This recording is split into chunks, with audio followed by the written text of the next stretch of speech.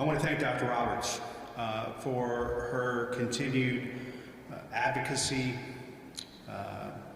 guidance, and advice during this global pandemic. As a mayor, to have someone of her skill, intelligence, and commitment to public health guiding us through this time, I am grateful for her and her team here at CPH. Neighbors, the statistics that Dr. Roberts have laid out are grim, and we are in a dire situation, but one that we have a great deal of control over. You and I have the power to slow the spread and protect ourselves and our families. For the last several weeks, the city and many partners have invested heavily in public awareness and education about the importance of facial coverings. Our Mass Equal Kindness campaign has distributed tens of thousands of informational flyers and hundreds of store signs to area organizations and businesses to encourage residents to wear face coverings out of respect and kindness towards others.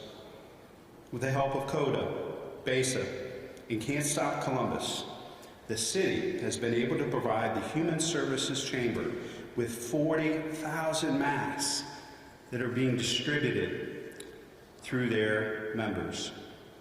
We're grateful to Michael Corey and the Human Services Chamber for their work to distribute this critical community resource to those who need masks. And yet, even with this campaign, we have seen an alarming spike in the number of COVID-19 cases, especially amongst young adults. While we've dramatically increased testing that Dr. Roberts spoke of and contact tracing, which we know are other critical components until we have a vaccine available, the percentages of positive tests tell us that the actual occurrence of COVID-19 is spreading. I know masks are uncomfortable. I know, especially on days like these, they're hot. And friends, I know we are fatigued from months of fighting the spread of COVID-19, but we cannot let up now. We have done so much together as a community to slow the spread and to put our neighbors' health and safety first. That health and safety of our residents, our mothers, our fathers, our grandmothers and grandfathers, friends, neighbors, and colleagues, depends on each and every one of us. Commitment to this community, the greater good, the health, well-being, and safety of our families and our neighbors.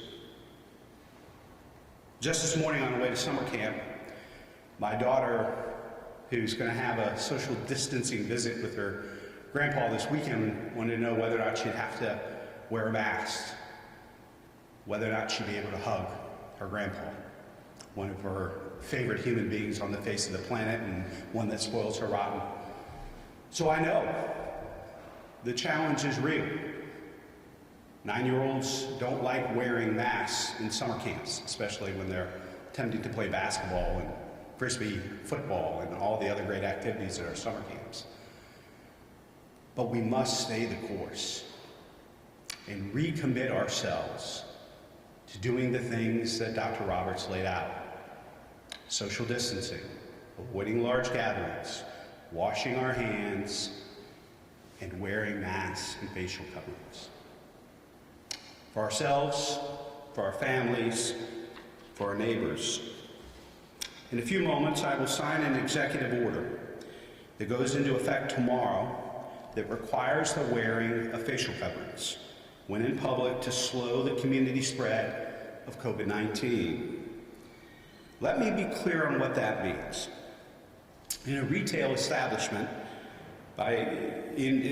in retail establishments by employees and customers, in restaurants by employees at all times and by customers when not eating, in hair salons, barbershops, nail salons, and tattoo parlors by employees and customers, in daycares and day camps, adults and children over the age of 6, in public transportation, both employees and riders.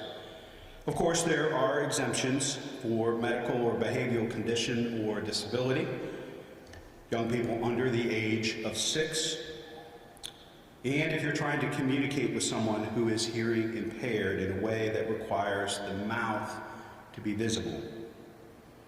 Again, I want to stress that participation in wearing face coverings is critically important to every one of us to slow the spread of this highly infectious disease. The disease is still here.